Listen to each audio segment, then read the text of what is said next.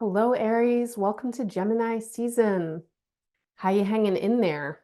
Taurus season has been a doozy. I think for all the signs, it has been kind of a doozy. And as we shift into Gemini season, I feel like your body is really full of residue of everything that you have been thinking about, managing, holding, taking care of. My feeling is that you are really full. You are saturated.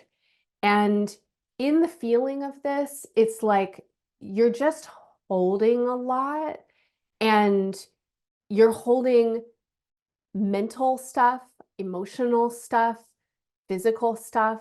Some of you might actually feel like you're holding a lot in your body as we get moving into Gemini season, and that could have a sensation of either, excess or deficiency inside of your body, feeling that your emotions, right, might be manifesting in your body. And some ways that we might feel this would include, for example, sleeplessness and insomnia, or anxiety, or particular kinds of aches and pains and inflammation, needs to, cravings like to engage in certain kinds of activities or eat certain kinds of foods or things like that.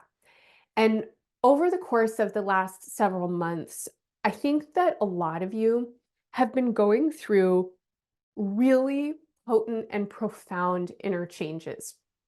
And so you're also full in your own self of activity. And the image that I'm getting here is kind of like, you know, when a human being is conceived, right? When an egg is fertilized, there's a period of time in which there's a massive amount of growth that's happening internally inside of this boundary, but it's not growing. And the activity that's happening inside is getting faster and more dynamic and more organized, but from the outside, you would never even know. You can't see it. Um, Another kind of metaphor you might think of is like boiling water on the stove. And if you have ever watched a pot of water boil or come to a boil, you start to see how, the water begins to move internally and all these bubbles begin to form, and then they start traveling around, and then the thing comes to a boil. And the feeling that I have for you is that you're in this space as we move into Gemini season of a lot of internal activity becoming hotter, more dynamic, more active, but also on the external, not necessarily manifesting in ways that are totally clear just yet. But as we get into Gemini season, that all starts to change and the activity becomes apparent. And so this is when, the water is coming to a boil, or the shell of the egg, or it's called the zona pellucida, right, in embryology, starts to in implantation, right, merge with its environment. And so there's this feeling of something now coming forth and becoming known in new ways. And it's like your mind and your consciousness and how you're talking and thinking about things is catching up with what has been happening internally. And what's been happening internally is now becoming visible to other people, and other people are starting to take notice in new ways. And this is having a pretty remarkable effect in your immediate environment.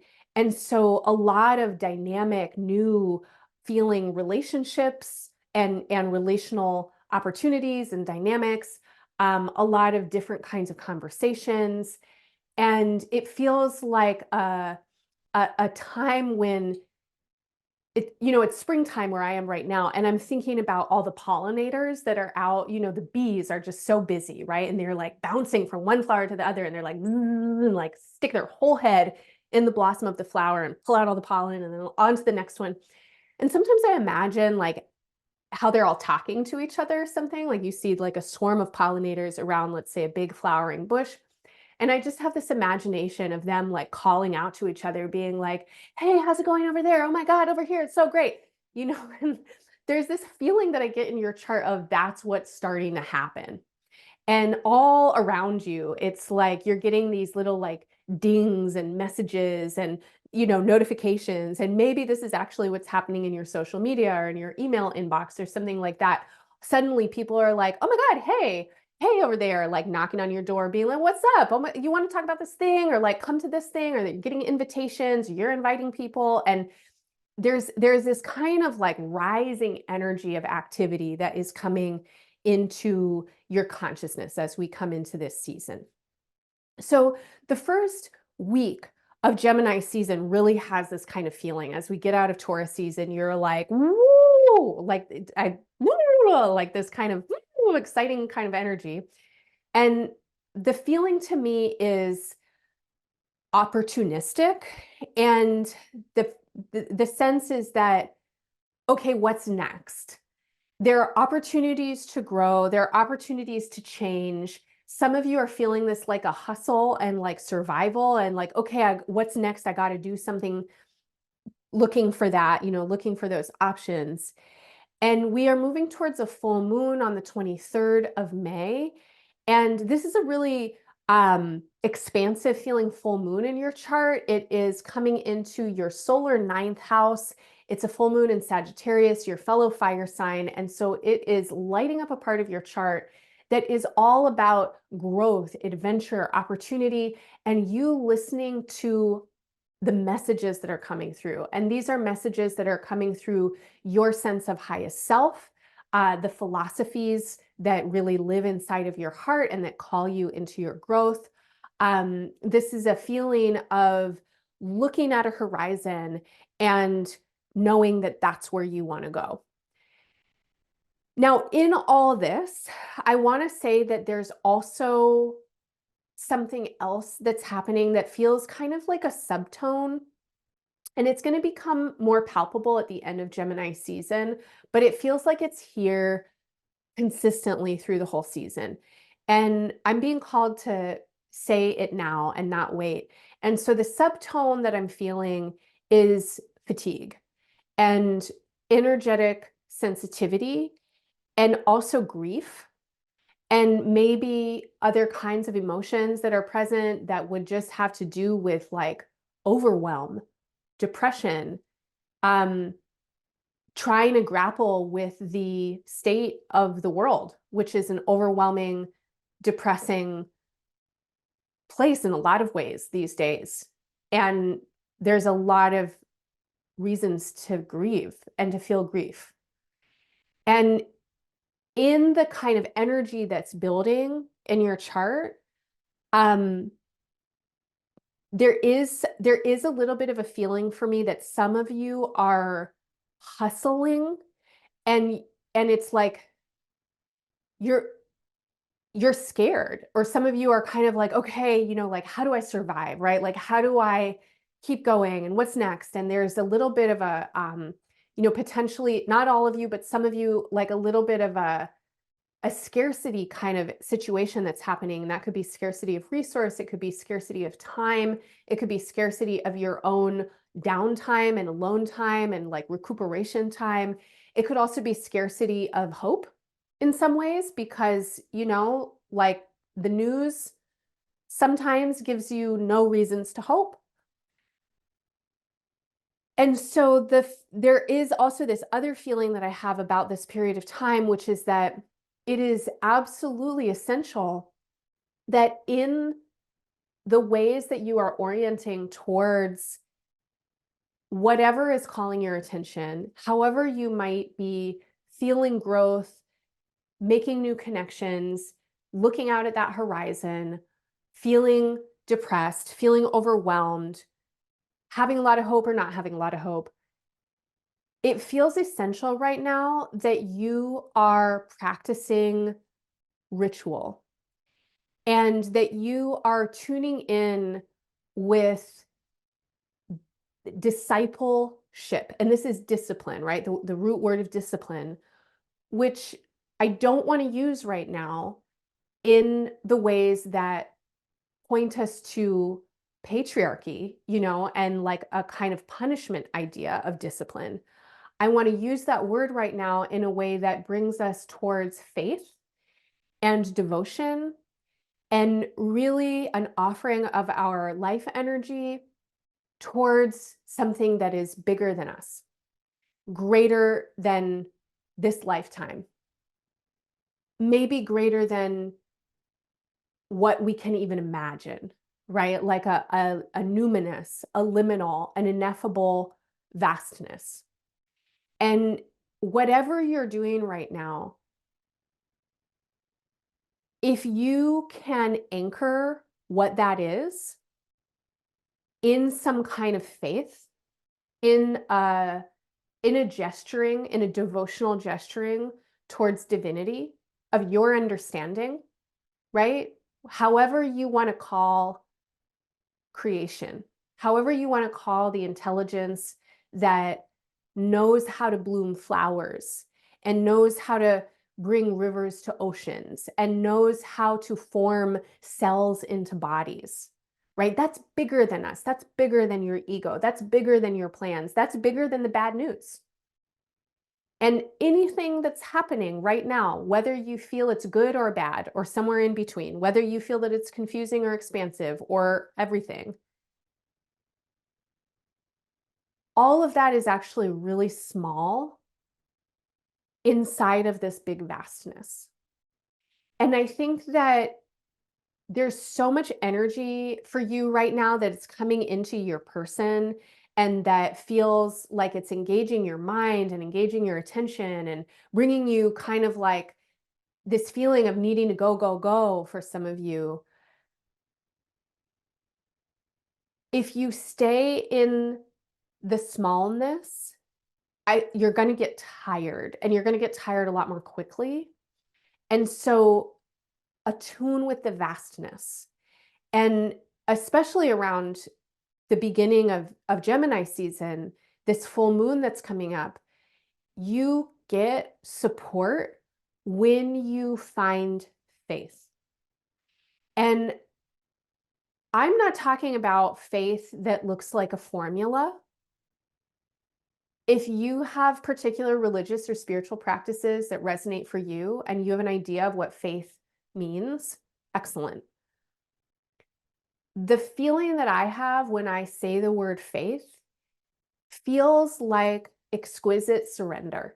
It feels like being in awe of how nature works its own art. My friends Ramon and Michelle Gabrielaf Parrish gave a presentation recently, and you can actually find this presentation at embodiedastrology.com in a recording. Maybe by this time we'll have posted it on social media. It might even be out on a podcast or something like that. It was called 5 to 500, A People's Plan for the Future, I think.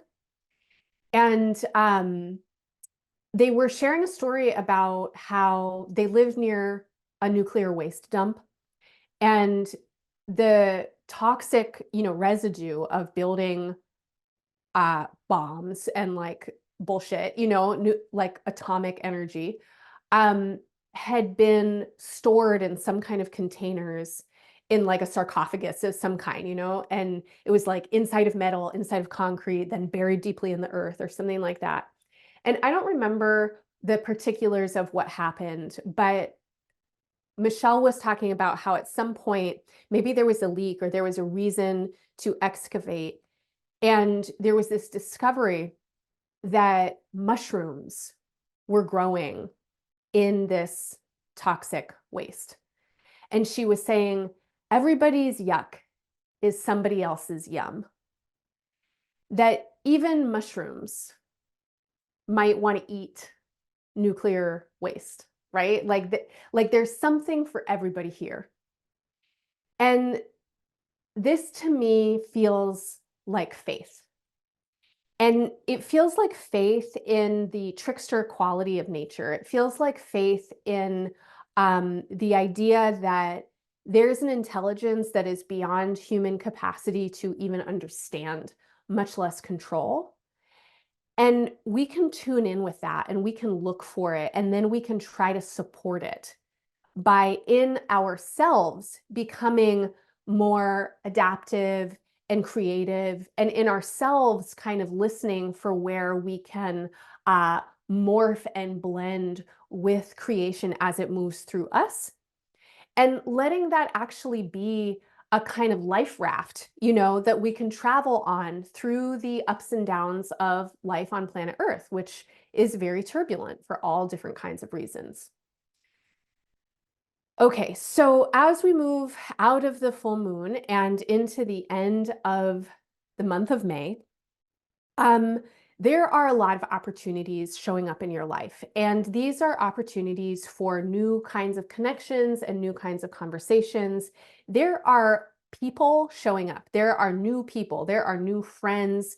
There are spaces that are calling you to explore them in exchange. And the feeling that I have is that you really want to be giving your gifts right now. And your gifts do not have to be packaged perfectly. That's actually really not the point. And if some of you out there, ever struggle with imposter syndrome, and who doesn't, I want to say that this is not the time to indulge those kinds of fantasies. This is the time to really celebrate and appreciate where you are learning, where you are in a process of your own evolution. This is a time to put your questions forward and be proud if you don't have the answer, right? Like, represent yourself as somebody who asks expansive questions and then invites people to ask questions with you.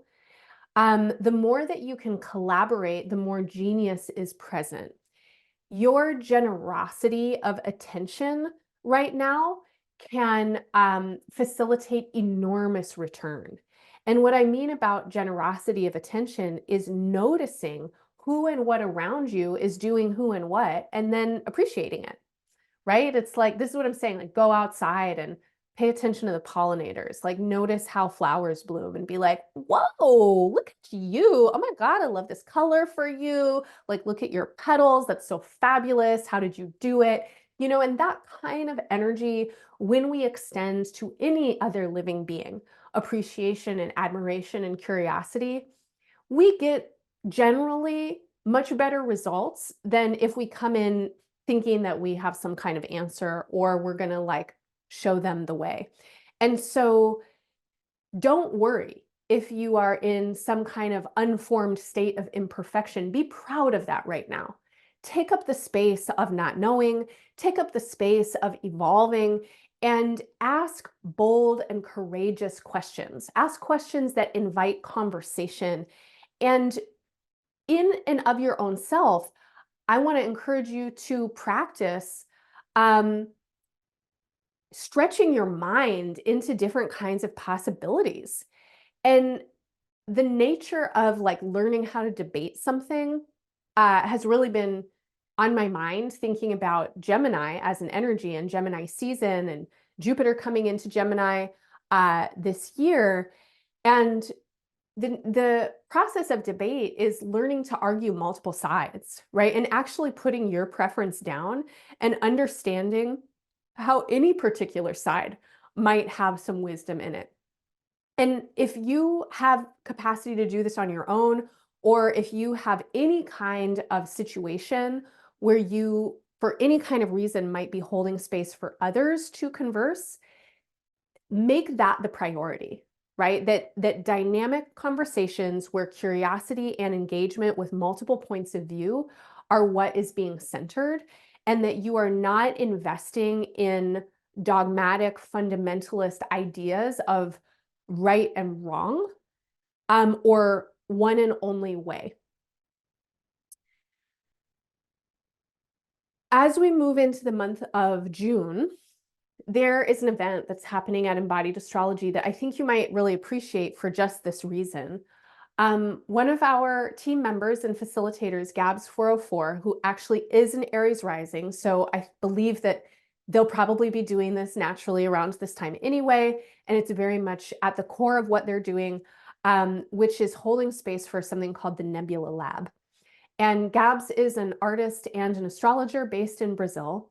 And they work with astrology in really cool and creative ways by inviting people to create visual imagery. And in this particular lab, they're really kind of wanting to explore AI as well as how the production of media, including photography and video, have really shaped our notions of what reality is. And as we look at, say, pictures that have been staged to tell a certain story, we might start to understand how much that picture leaves out and how much our minds fill in from what we're seeing presented to us. And then let's actually engage with it. Let's mess around with it. Let's use photography and editing processes and things like that to recreate the past, to tell different stories about the present, and to imagine and start to shape the future. And I feel like this kind of place is like, this is yummy for you right now. Like when you can be with people who are having weird, queer conversations, who are trying to time bend, who are thinking about, this variability and that option and like what's real and how do you even know, and they're doing it with play and curiosity and creativity. This is the vibe for you, Aries. So you can find more information on the Nebula Lab in the show notes or at embodiedastrology.com.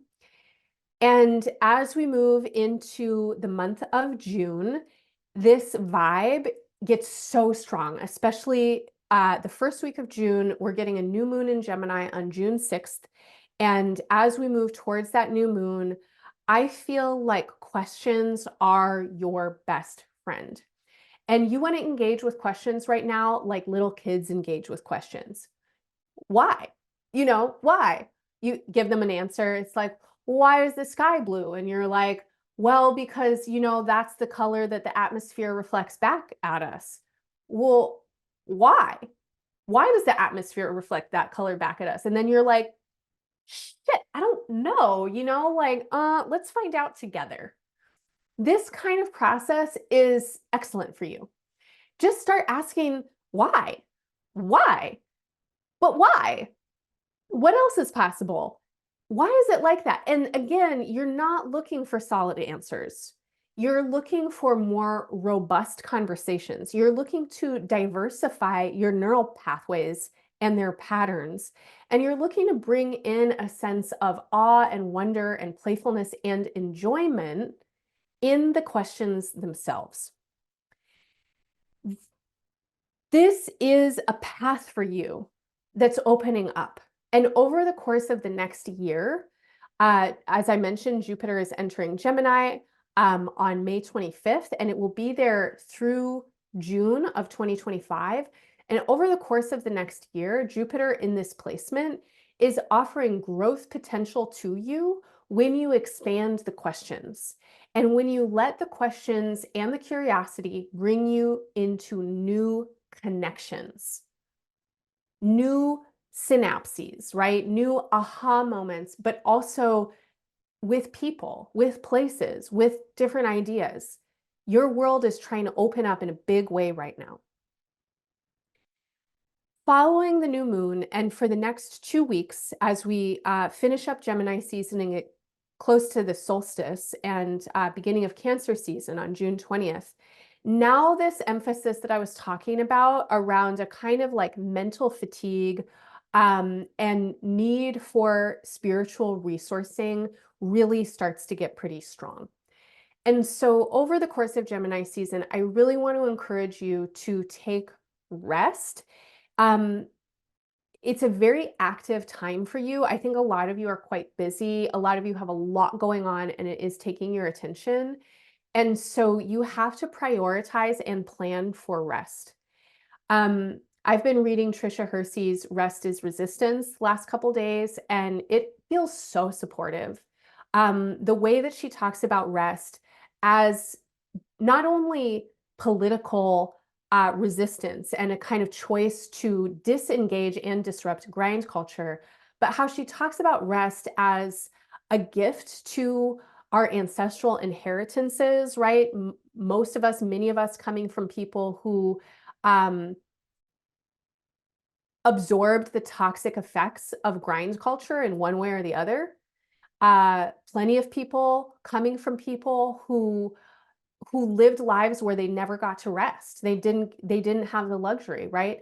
And plenty of people also coming from people who, even in states of overwhelm and suffering under the weight of oppressive systems, demanded their own rest, fought for it, found it. It's like we have to carry the inheritance of rest forward and really bring it into our lives in ways that are intentional. And in offering to the future and into what can unfold in this time of profound change. And when we allow ourselves to rest, when we rest our eyes, when we rest our bodies, when we rest our minds, then what can happen is we can listen much more deeply. We can connect with our own spiritual prerogative. We can feel communion in our interrelationships in multidimensional realms. And we can also unwind from the programming of grind culture, of productivity mindsets, of capitalism, patriarchy, and white supremacy. And all of those programs, all of those systems of oppression have been embedded into us, right? Living in a world that has been shaped by oppression in enormous ways, even if we've lived in cultures or families that are liberated in a lot of ways, we're still navigating a world where these are the dominant forces of the time.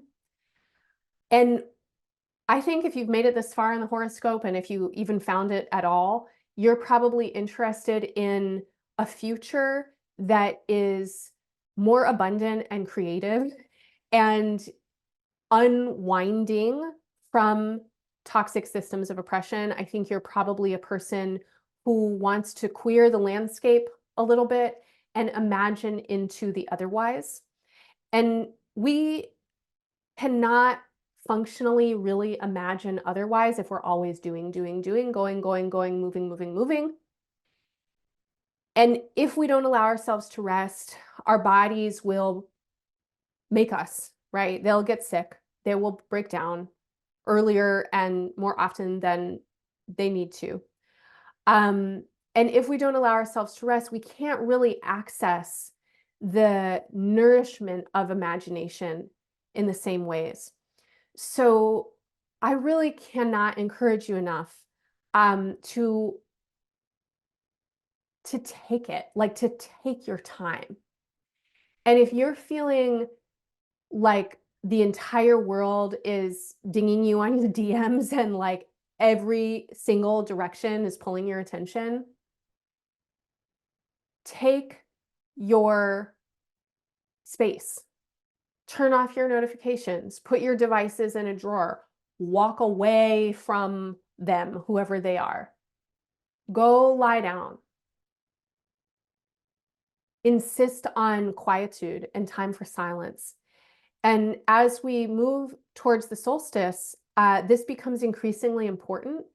And I'm going to say that you have a lot of new relational opportunities coming in, as I've mentioned a couple times now.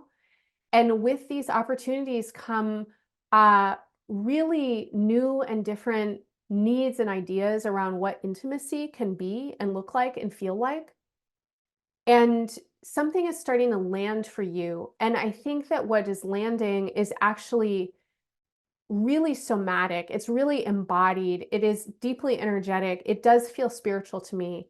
It feels like a need to have a particular kind of presence in your relationships. And that includes in your relationship with yourself. It includes in your relationship with the divine, with earth, and with other beings. Take your time.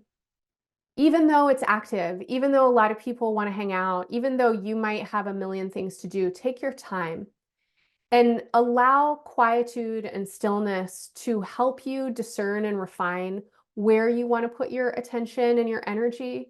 because that's also really necessary for you right now. It's also really important that you are being discerning about what you invest in and how you use your precious resources.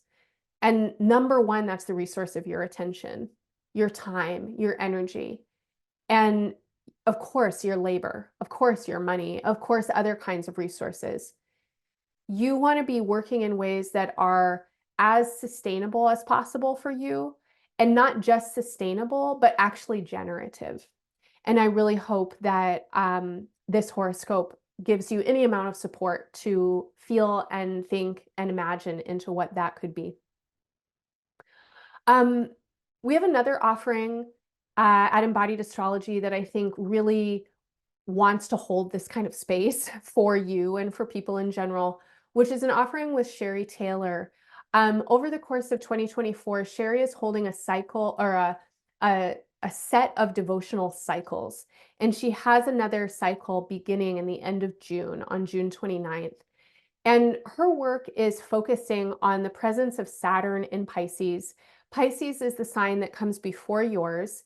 And Saturn's presence here is part of what I'm talking about when I'm referencing spiritual overwhelm, the need to work with yourself to not become like psychically and emotionally fatigued and oversaturated, how some of you are really needing to kind of reflect and refine around your energetic output.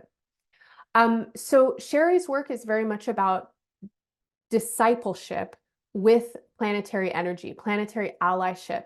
This is devotional work. This is the work of a priestess, right? Like to really be in communion with an energy that is bigger than you, which is what I was saying. Like this is actually what nourishes you right now.